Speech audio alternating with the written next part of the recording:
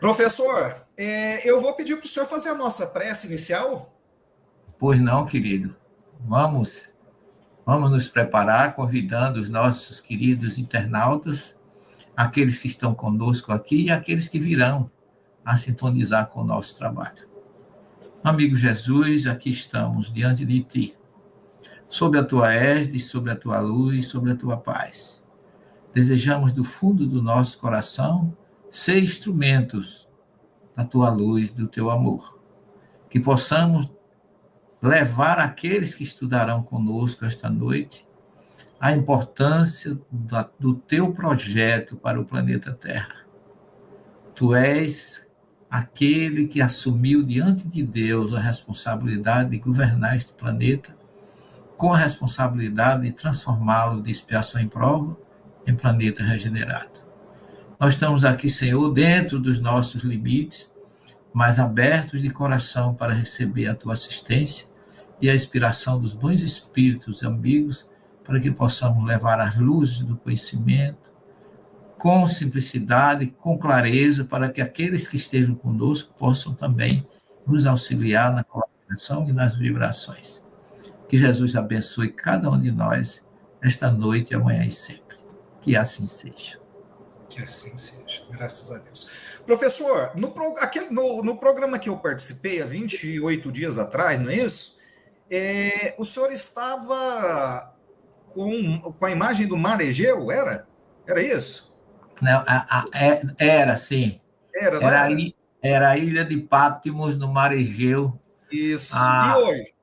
A 12 horas de Atenas. Hoje eu estou no Monte das Oliveiras, de onde você pode divisar toda a cidade de Jerusalém, com sua grande muralha, imortal na história, mais de 3.000 anos, sob a égide do rei Davi, onde você pode ver a cúpula dourada, o pináculo, o Vale do Cedron, o próprio Monte das Oliveiras, que tem uma parte atrás de mim, no Vale do Cedron, e ainda o cemitério dos árabes do outro lado, na muralha.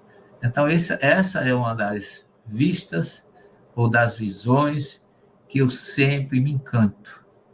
Quando eu chego aí, eu me transporto para 3.000 anos atrás e depois para 2.000 anos, quando Jesus esteve aí nessa cidade, chorou exatamente aí no Monte das Oliveiras, sobre Jerusalém, por não ter os seus habitantes descoberto a sua disponibilidade de colocar todos os irmanados, como ele metaforicamente diz, como a galinha coloca seus pintos debaixo das asas.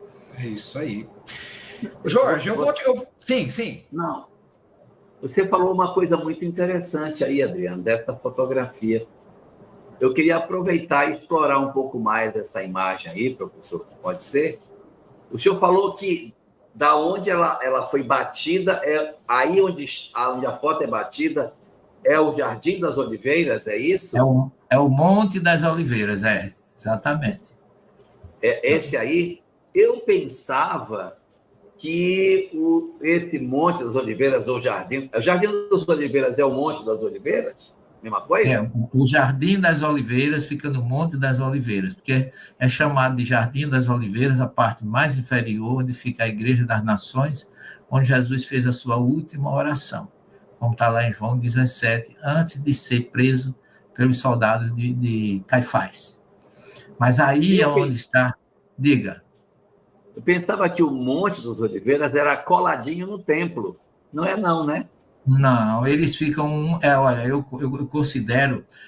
eu tenho até umas fotos curiosas. Eu coloco do Monte das Oliveiras vem de Jerusalém, e de Jerusalém vem do Monte das Oliveiras.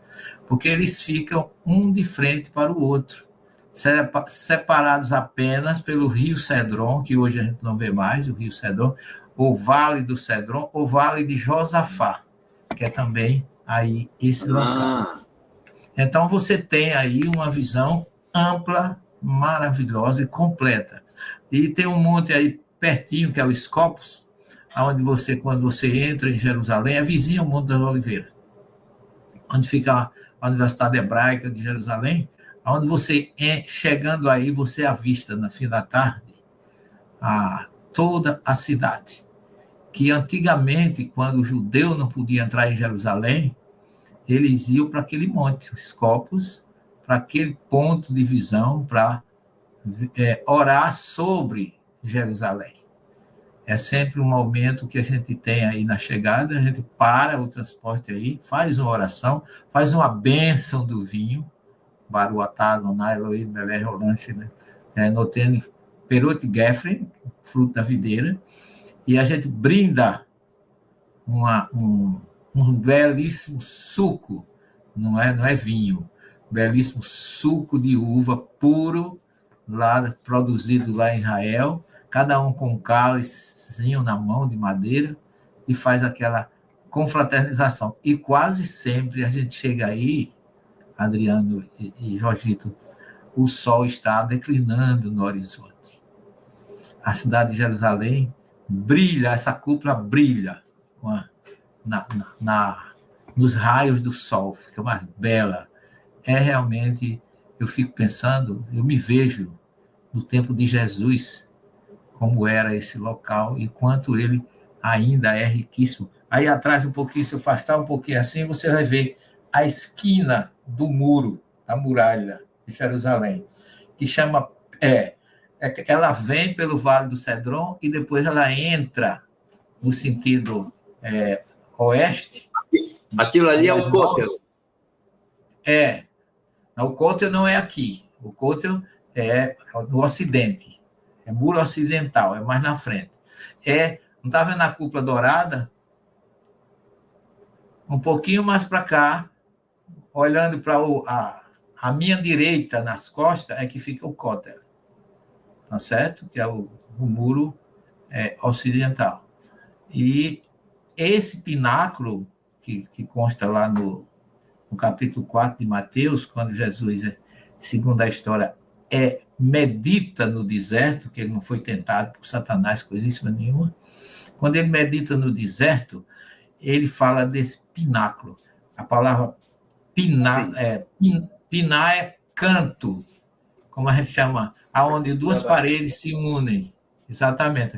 Então, essa parte aí, ela tem mais de 50 metros de altura, esse pináculo. Você fica lá na esplanada do templo, e aí onde esses dois muros se encontram, que se chama pináculo, e é aí que Jesus diz, eu sou a pedra fundamental, porque as paredes são unidas por uma pedra em forma angular, que é quem amarra uma parede na outra. Então, é um lugar realmente... Vou aproveitar e fazer uma pergunta. A pergunta é a seguinte: muitas pessoas falam que do lado ali de onde era o templo e que os romanos destruíram, as pedras da fundação eles jogaram lá de cima e que elas ainda estão lá embaixo, um amontoado de pedras próximo de onde era o muro, e que quem visita Jerusalém pode ver essas pedras lançadas lá do topo. É verdade isso? Verdade, sim. Verdade. E tem mais uma curiosidade. O muro, ele foi derrubado uma parte. Não chegaram as muralhas, não acabaram de ser derrubadas.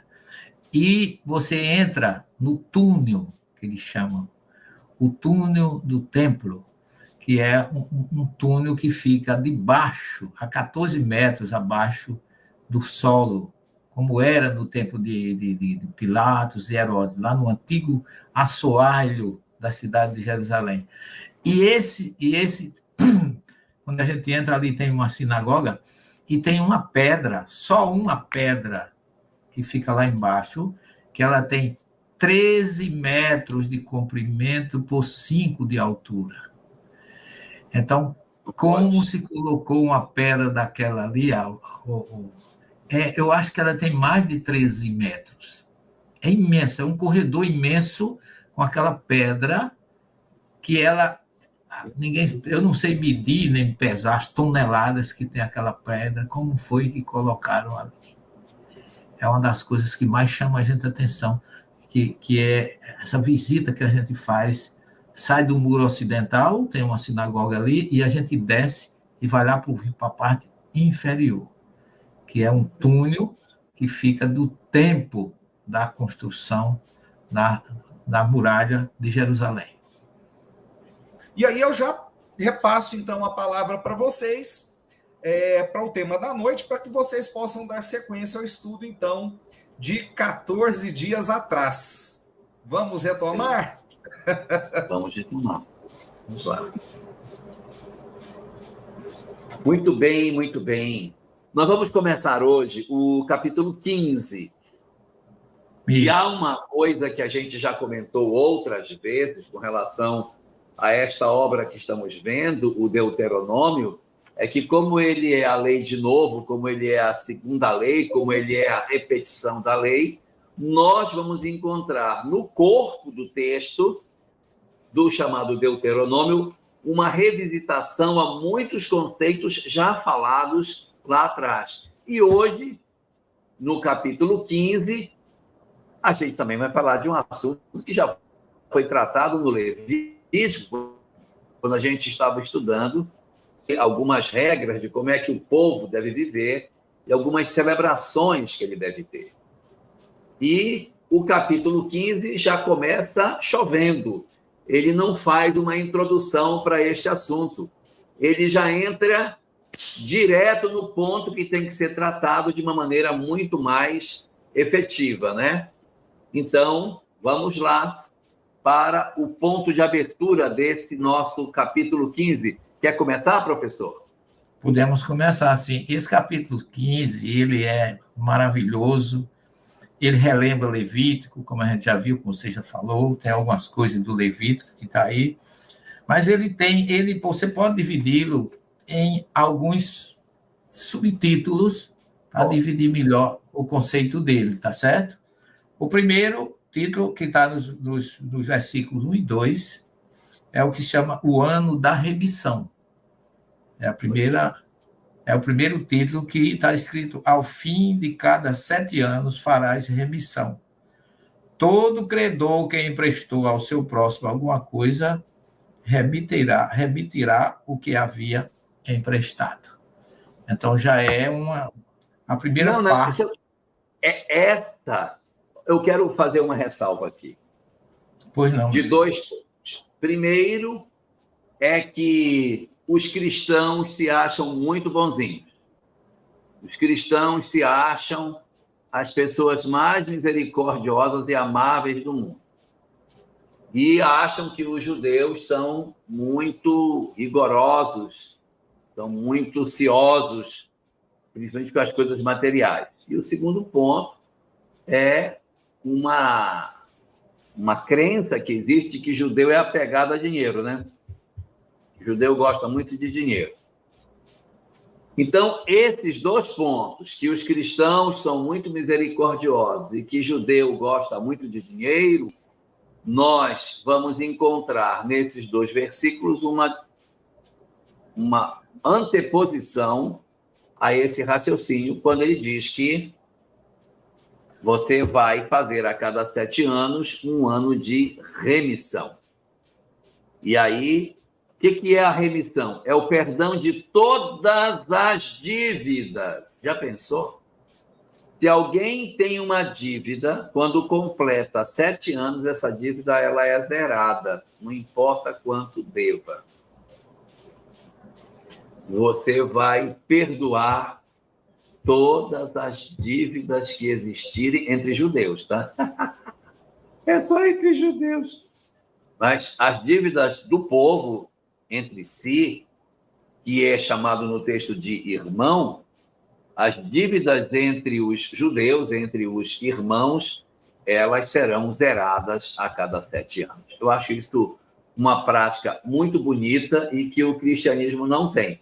Você pode dever 30, 40 anos e vai pagar a sua prestaçãozinha, né?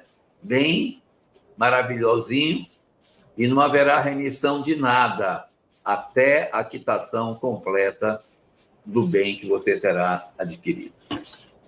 É interessante, Jorgito. E não é um jubileu, né? Porque não é um jubileu. A gente já falou do jubileu lá atrás. O jubileu é a cada 50 anos, tá certo? Que a pessoa terra, você 50 anos numa terra, você depois de 50 anos pode ter plantado, pode ter usado, pode ter feito tudo, usado ela de todo jeito. Depois de 50 anos, ela não é mais sua.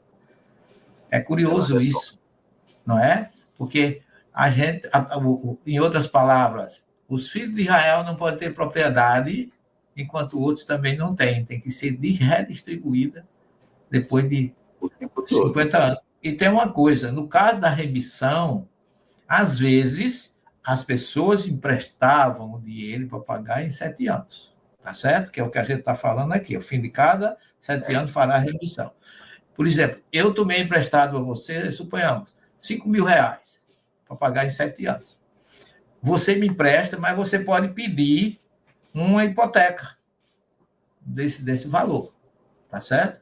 Porque durante o período, se você tiver algum objeto necessário de sobrevivência, você dá como hipoteca aquele que emprestou dinheiro a você. No final, no momento da quitação da remissão, aquele objeto hipotecado, você também vai devolver.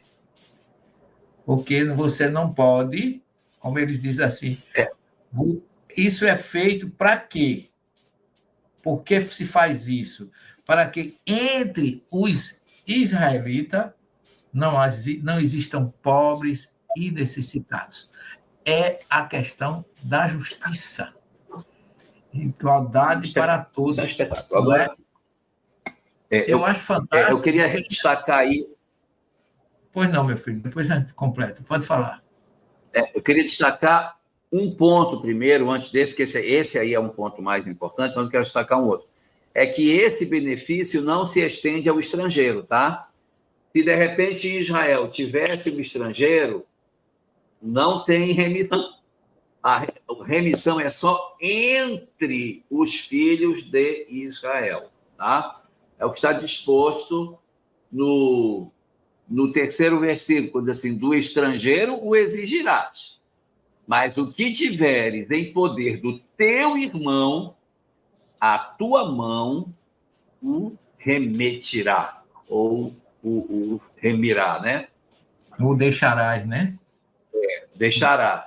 Em esperanto, diz assim, do estrangeiro tu podes exigir, mas aquilo que tiveres junto a ti, do teu irmão, isso a tua mão abandonará. É o que diz em esperanto. Devolverás a ele, né? Não, aqui não fala devolver, diz abandonar. Você vai abrir mão. Abrir mão, exato. Abrir mão. Você vai. Não diz. Aqui, pode ser que seja esse o sentido em hebraico, mas aqui em esperanto eu abro mão. Eu não posso ter. Né? Mas o estrangeiro não está beneficiado por esse artigo aqui. Quem são os beneficiados são apenas os filhos de Israel. Esse é o primeiro ponto. E tem um segundo ponto que eu acho ainda mais bonito, e que há um problema de tradução. Eu aí até queria que os nossos queridos companheiros que estivessem aí com o texto em aberto consultassem Deuteronômio, capítulo 15, versículo 4. 15, 4. Quem tiver aí, dá uma olhadinha no texto que tem. Na tradução em português, que eu tenho aqui, diz que você vai devolver. Olha o que diz em português, como é muito diferente, professor Severino Celestino. Aqui diz assim, ao final de 7 anos, você vai devolver tudo que tiver, o que tiver na tua mão, de posse do teu irmão, você vai devolver. Aí ele diz, olha como fica completamente truncado o texto. Na minha tradução aqui fala, exceto quando não houver entre ti pobre algum. Exceto quando não houver entre ti pobre algum. Ou seja, se tiver pobre, tu não poderás fazer isso. Muito estranha esta tradução. No glorioso Esperanto, o texto é completamente diferente. O texto diz assim em Esperanto, Cetere ne estus tevi malriĉulo. Cetere além disso, além disso, ou por outro lado, não existirá entre ti pobres. Então ele diz, o 7º ano é o ano da remissão.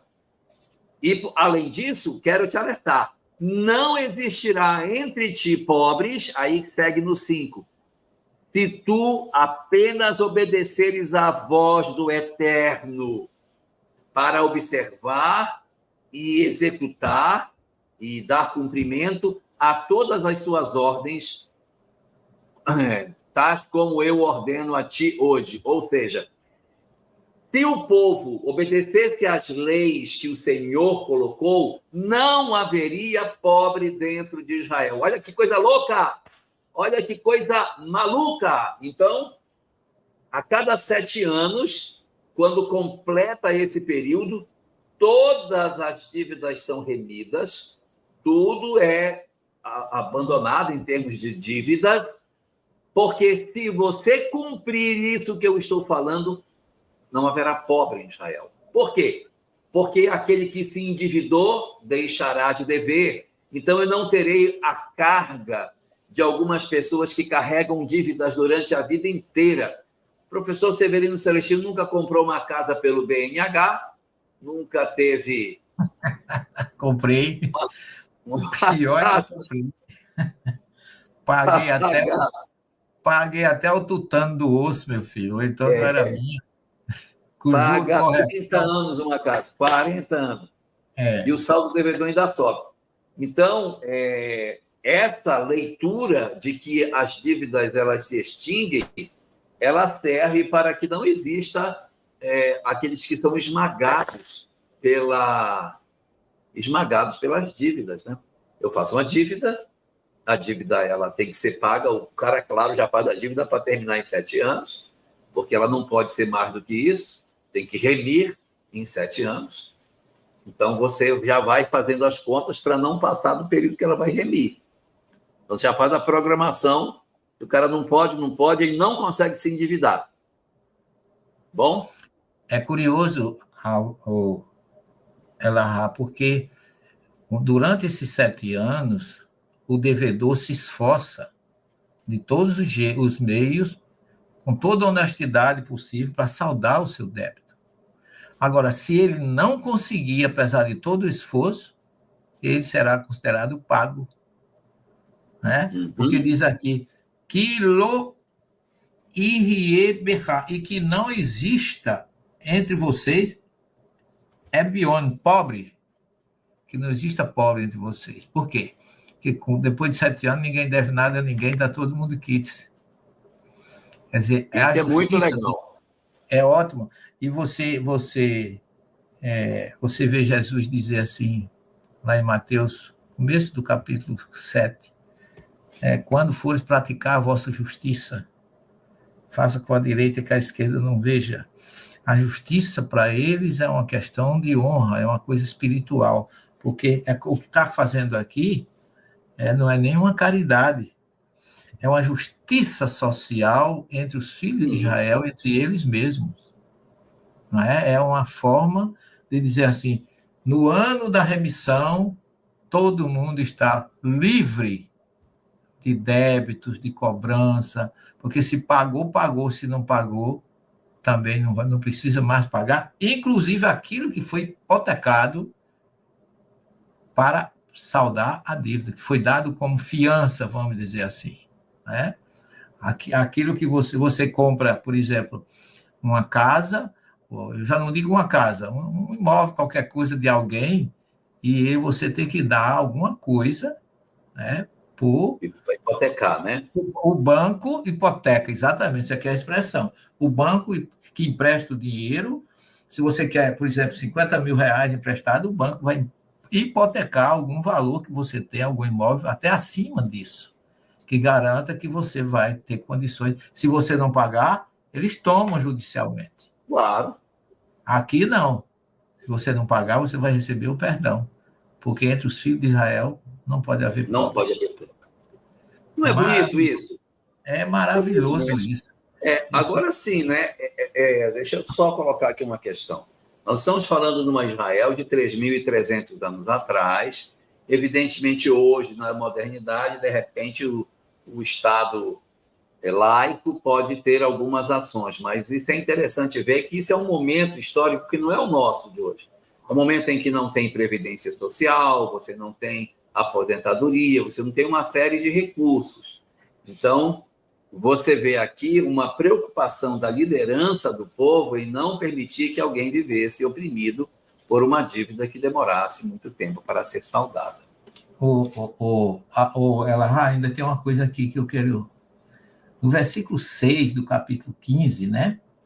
Ele diz tudo isso, dá por herança, somente se ouvires a voz do Eterno teu Deus para guardar e para cumprir todo este mandamento que te ordeno hoje, que é o da remissão. Aí ele diz assim, então, porque, não é? Esse é o 5. É o 5, mas o 6, ele está justificando o porquê disso.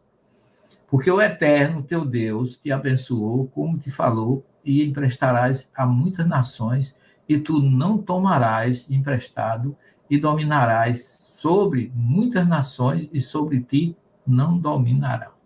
Olha, aqui eu me lembro de uma coisa interessante. Você já deve ter ouvido falar, que nas suas palestras, você mesmo já deve ter feito palestra sobre a parábola do credor incompassivo, que está lá em Mateus, capítulo 18, versículo 23. Professor, deixa eu lhe interromper, porque o senhor vai abrir um outro tópico. Eu queria trazer a fala do Paulo Witter, que pegou a Bíblia de Jerusalém. Então, na Bíblia de Jerusalém, capítulo 15, versículo 4, diz... Bota para nós aí, Adriano. Bíblia de Jerusalém, Paulo Witter, 21:8. É verdade que em teu meio não haverá nenhum pobre, porque Yahvé vai abençoar-te na terra que Yahvé teu Deus te dará. Então, é verdade que em teu meio não haverá nenhum pobre. Então, isso é verdade que na tradução Esperanto diz, além disso, ou por outro lado, né? Tanto faz, a palavra cetere pode ter essas duas traduções, em teu meio não haverá nenhum pobre, porque se tu obedeceres aquilo que ele dispôs e tal e tal. Esse é no 4, né? Versículo 4. É o 4, que diz aí? É verdade que em teu meio, isso aí é a Bíblia de Jerusalém. É verdade que em teu meio não haverá nenhum pobre, porque Yahvé vai abençoar-te na terra de Yahvé, teu Deus te dará. Aqui ele diz assim, contudo, não haverá. É a expressão que, porque, ou contudo, não haverá pobres ou mendigos entre vós, com essa medida. Tá certo? De quê? De se permitir ou se realizar esse preceito que vem de Deus, de perdoar, porque isso é um perdão, depois de 7 anos. Não é um jubileu, é um ano da remissão. É diferente do jubileu, como a gente já viu, que são 50 e 50 anos. Então, e tem mais um detalhe. A parábola de Jesus, lá em Mateus, capítulo 18, Jesus aborda o tema do perdão de dívidas, contando uma parábola chamada de O Credor Incompassivo, sobre dívidas perdoadas e dívidas cobradas com impiedade, que conta a história daquele homem que devia muito, era denários, ele devia 10 mil talentos. Veja bem. Muito dinheiro. É dinheiro que você não poder pagar. Não, 10 mil talentos é muito dinheiro, eu não dou conta. E ele foi perdoado, pediu ao seu Senhor para perdoar, e o Senhor perdoou. Aí Jesus diz, conta na história, que o outro, aquele que recebeu o perdão, não se compadeceu de quem lhe devia uma pequena dívida de 100 denários. E lança o devedor na prisão. Olha como Jesus estava utilizando-se da remissão. As pessoas leem essas parábolas, leem os ensinos de Jesus e não sabem que toda a fonte está na Torá. Está lá na É por isso que eles têm que ler um livro. Outro dia eu estava vendo um livro interessante, sobre as tradições hebraicas, as parábolas das tradições. Como é que é esse livro? Eu vi outro dia. Tem 2 autores. As parábolas de Jesus na visão judaico-cristã espírita. Parábolas de Jesus na visão judaico-cristã espírita. Quantos volumes tem essa série?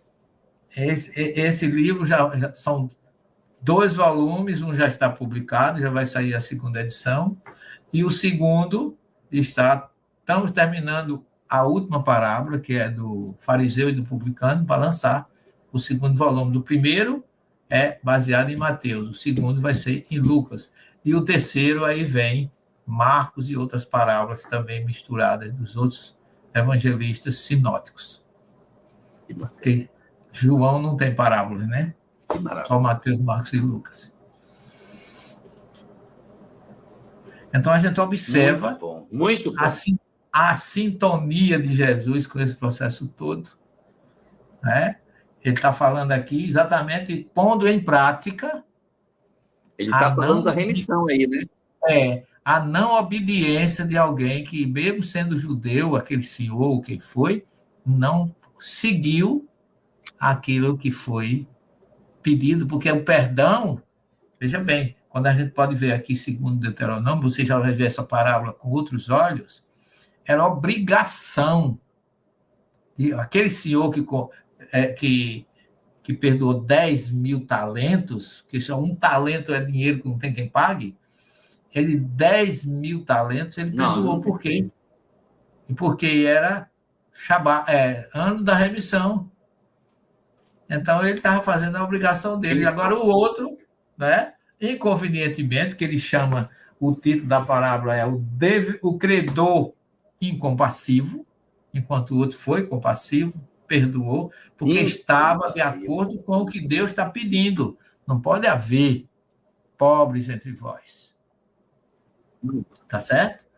E aí todos tinham que perdoar. E o cara perdoou muito. Por quê? Porque era a ordem do alto.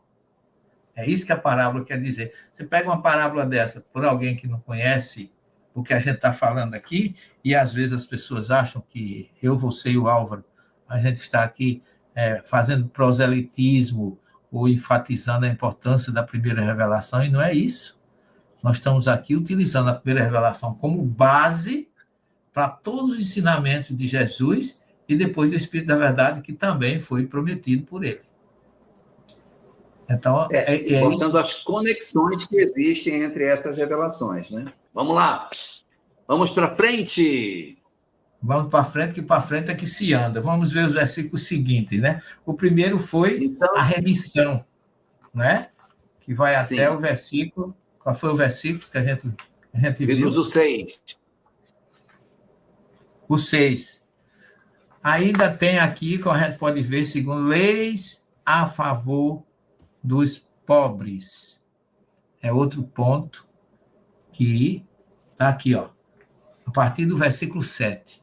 Se no meio de ti houver um mendigo entre teus irmãos, numa das tuas cidades, na tua terra, que o Eterno teu Deus te dá, não endurecerás teu coração e não fecharás tua mão a teu irmão, o mendigo, mas lhe abrirás a tua mão e lhe emprestarás o suficiente para o que lhe faltar. Guarda-te que não haja uma coisa perversa no teu coração, nem digas, aproxima-se o 7º ano, o ano sabático, de modo que o teu olho seja mau para com teu irmão mendigo e não lhe dê nada, e ele clame contra ti ao Eterno e haja em ti pecado. Mesmo que seja muitas vezes, lhe darás o que o teu coração não seja mau quando lhe deres.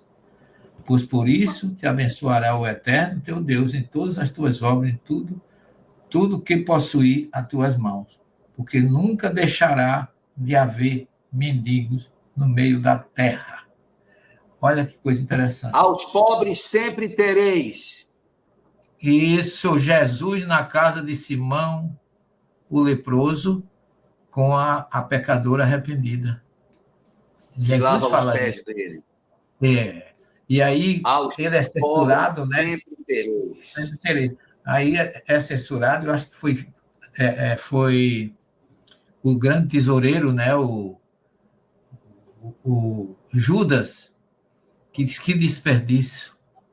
Poderia vender esse perfume e comprar, né? Muita coisa. Jesus Por disse. 500 dinheiros.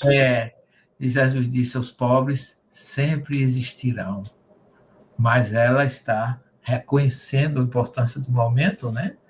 Porque Está me preparando. estava me preparando para o sacrifício, como foi predito pelos profetas. Esse capítulo 15, ele é muito, muito rico, porque ele tem uma conexão muito grande com o Evangelho e com a doutrina espírita, né? Porque fora da caridade não há salvação, que está implícito nesse gesto do perdão, da ajuda aos pobres, não é? Esse ponto aí, professor, ele vai especificamente falar sobre caridade, que no judaísmo é a tzedakah. E aí a gente vai observar que a caridade, ou em outras palavras, o tzedakah, é um mandamento, é uma ordenação. Isso. No cristianismo, é um ensinamento, mas não é um mandamento. Mas no judaísmo é mandamento, é para fazer. E há uma coisa, a gente já comentou isso outras vezes, eu vou me repetir, porque eu já estou velhinho, e vou falar de novo.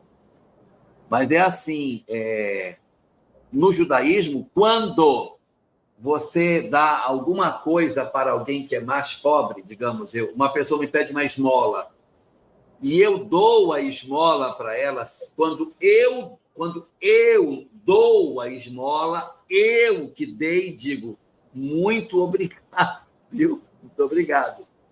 Por quê? Porque o outro está permitindo que eu cumpra esse mandamento.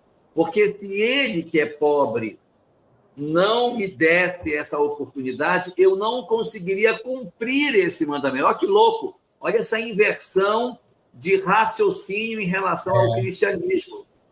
Porque no cristianismo, o que é que nós temos? Nós temos o que dá e o que recebe. Então, aquele que dá, entrega para o miserável, porque ele tem um coração bom. Então, ele é bondoso, então ele dá para o que é pobre.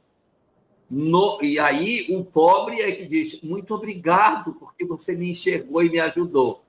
E, neste caso, nós não temos isso. Nós temos uma obrigatoriedade, que é um conceito... mitzvah. Chama mitzvah, né? Uma mitzvah. Eu queria, professor, que o senhor fizesse uma conexão para a gente de uma coisa. Queria que o senhor pegasse aqui este versículo que a gente estava lendo, que o senhor já leu para nós, diz assim, quando entre algum pobre, aqui na sua tradução falava mendigo, né? Fala, pobre. Em alguma das tuas portas, na terra que o Senhor teu Deus te dá, não endurecerás o teu coração, nem fecharás a tua mão a teu irmão que for pobre. Eu queria que o senhor fizesse uma conexão disso com a parábola de Lázaro e o rico, por favor. Ô, Elahá, está havendo telepatia mediúnica entre eu e você, porque você estava falando disso e eu me lembrando de Jesus falando que havia um homem que se vestia de linho e de púrpuras e que se festejava todos os dias, está lá na parábola do rico e de Lázaro, no Evangelho de Lucas, e a sua porta jazia, essa é a expressão.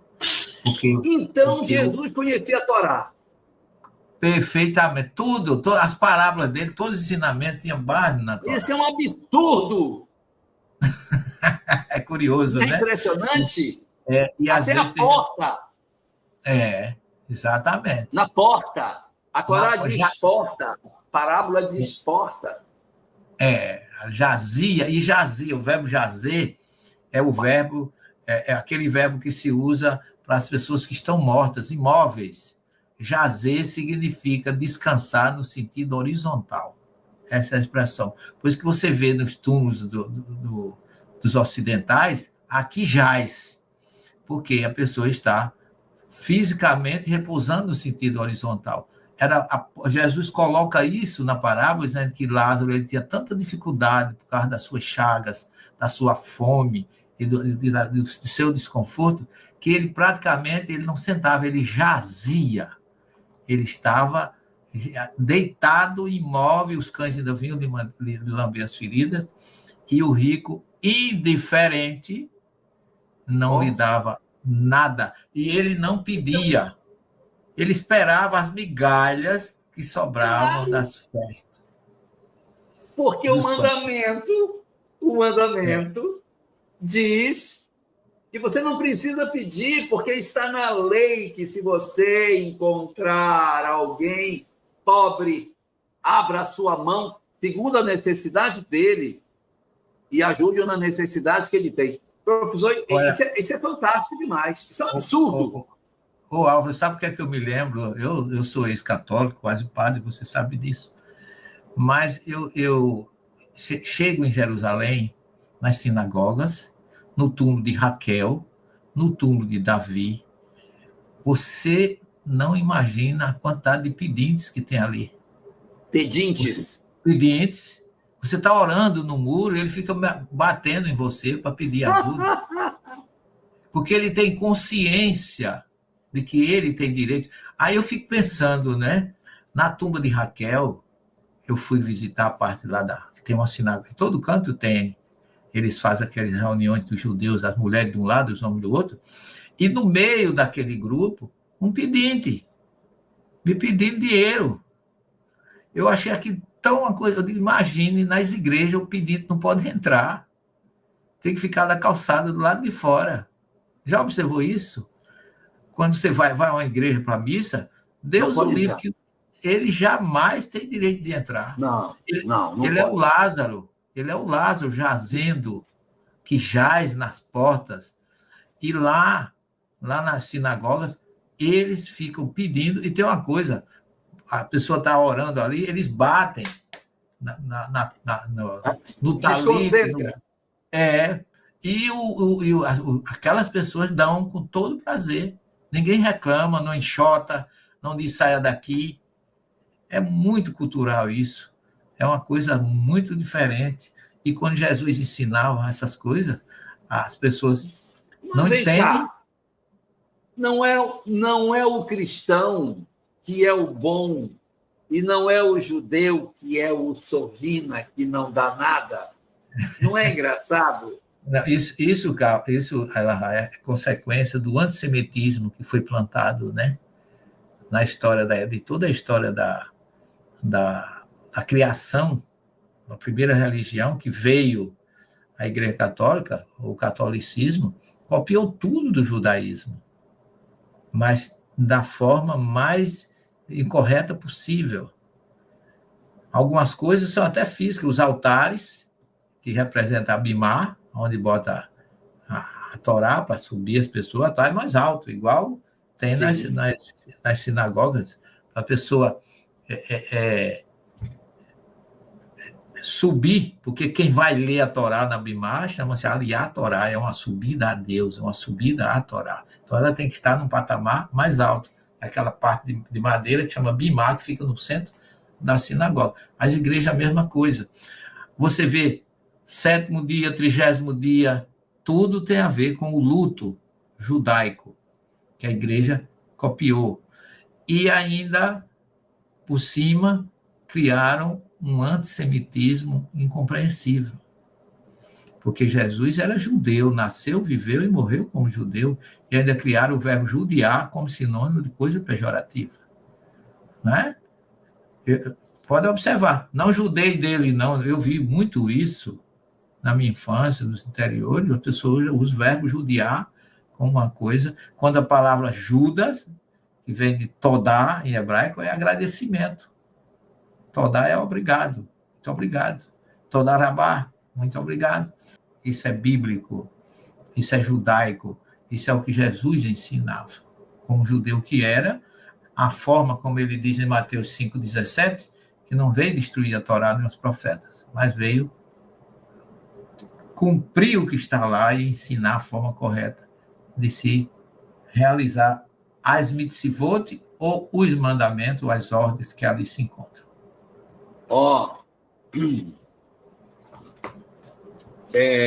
Eu queria só reforçar, a gente até comentou, só dar um reforço no versículo 11.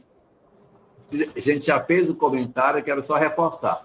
Versículo 11 diz assim: pois nunca deixará de haver pobre na terra, pelo que te ordeno, dizendo, livremente abrirás a tua mão para teu irmão, para o teu necessitado e para o teu pobre na tua terra. Então, aqui está apresentado que livremente, ninguém vai me impor, ninguém vai me regrar, ninguém vai me exigir, porque se for exigido, perde o sentido da espontaneidade do coração. Então, livremente, eu te ordeno que livremente tu cuides do teu irmão que é pobre na tua terra. Se nós observássemos a Torá nesses dispositivos que ela tem, eu nem vou me referir à remissão, nem quero discutir remissão, nem jubileu. Se nós abraçássemos apenas esta parte de nós cuidarmos dos excluídos, de nós trabalharmos para diminuir os mecanismos de exclusão, nós iríamos ter uma sociedade muito diferente dessa que nós temos aqui. Isso mostra que a Torá, ou seja, o Pentateuco de Moisés, é aberto a todos. E se você abre aqui o capítulo 6 do Evangelho de Mateus, está dizendo assim: guardai-vos de praticar a vossa justiça diante dos homens para serem vistos por eles. Justiça é, como você disse, espontaneamente, dê com alegria, sem precisar de propaganda. Faça de tal forma com a direita que a esquerda não veja. Olha que reforço metafórico de Jesus. Tem como a gente fazer alguma coisa com a mão direita que a esquerda não veja? Que principalmente quem é cirurgião, você vai suturar com uma mão só? Como é que você vai pegar o fio numa mão, o bisturi na outra? Como é que você vai dar uma sutura se você não tem uma pinça para pegar com a mão esquerda e depois dar aquele ponto cirúrgico com a mão direita? Então, as duas mãos, elas sempre trabalham em comum acordo, em uníssono. Mas Jesus quer que você faça com a direita e que a esquerda não veja.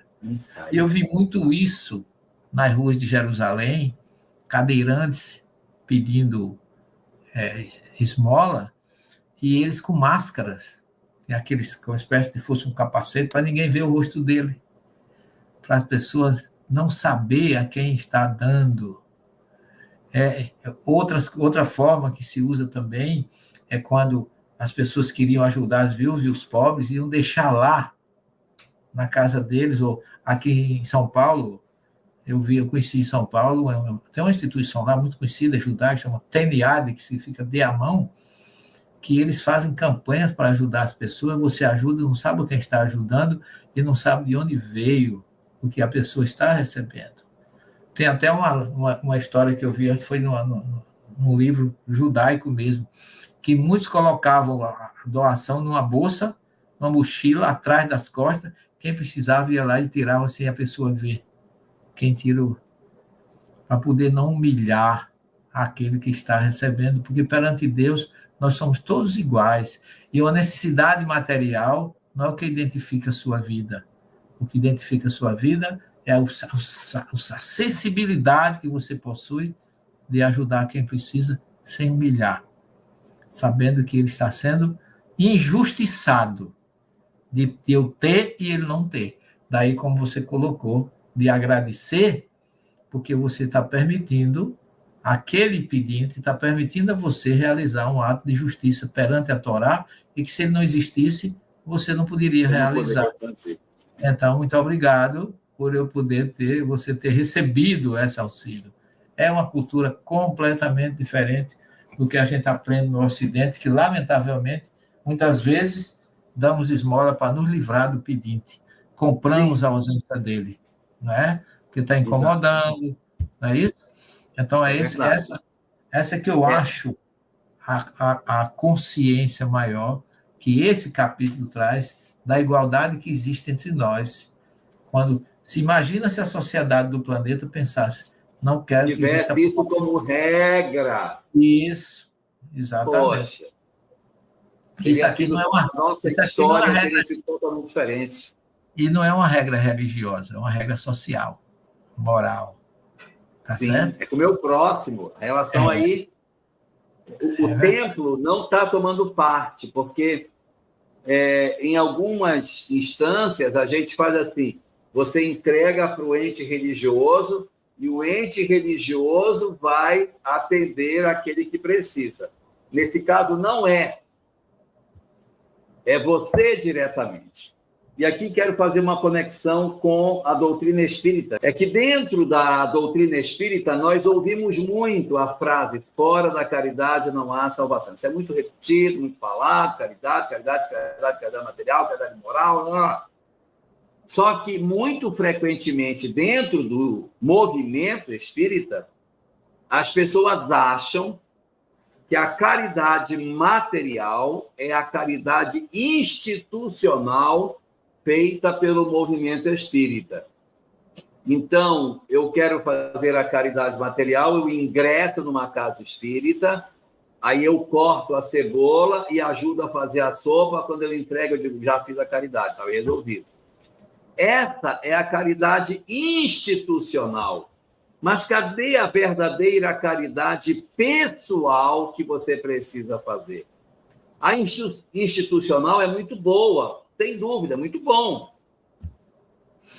Mas nós não podemos esquecer da caridade pessoal, aquela que eu faço.